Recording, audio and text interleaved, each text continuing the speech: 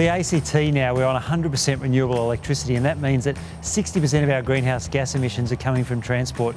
We have to transition our fleet over if we're going to cut those emissions. And so we've already seen with the vehicles we've got in the fleet, we've reduced petrol usage by 160,000 litres a year. It's cut our emissions by 400 tonnes. So it's a really practical example of how you can make a difference.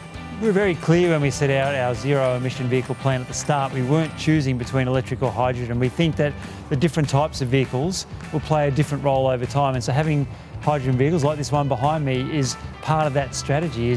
We've now got 20 hydrogen vehicles. They're the first 20 registered hydrogen vehicles in Australia. We've got a refuelling station here now as well, and that gives us an opportunity to test it, see what sort of role they can play as part of our fleet, and share those lessons with others. We're very pleased to take that on and see how it develops over time. The thing I've been most pleased about is that the staff have really taken on the use of the zero emission vehicles. We've sat down and very carefully thought about where our emissions come from. The ACT has already moved to 100% renewable electricity, so we've got that part of things sorted out.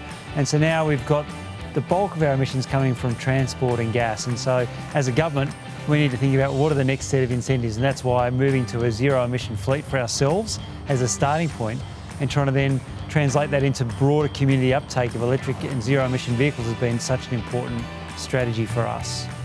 We're working with our fleet provider. We've been able to adjust some of our program to make this a cost-effective measure for the ACT government. For example, we would normally lease the vehicles for 3 years, but with the higher upfront cost of the vehicles, moving to a 4-year lease has helped offset that and keep the lease at affordable levels for our agencies. There's a real opportunity here through government leadership to show the community what's possible.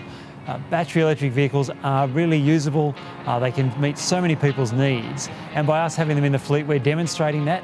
We're learning some of the lessons that helps us design electric vehicle policy for the whole community, and they're just great to drive around.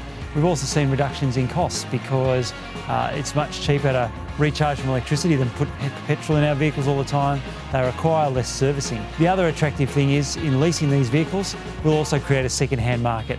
Because we only lease them for 3 or 4 years, they'll soon become available for the community to buy at a reduced cost. So there's a series of benefits in this government leadership role. Setting the goal, being really clear about where you want to get to, that's the most important step. In terms of if you decide you want to go there, please talk to us. We've learnt some of the lessons as we've gone. We'd be very happy to share some of our learnings with you and help make it easier for more people around Australia to move their fleets to being zero emission fleets.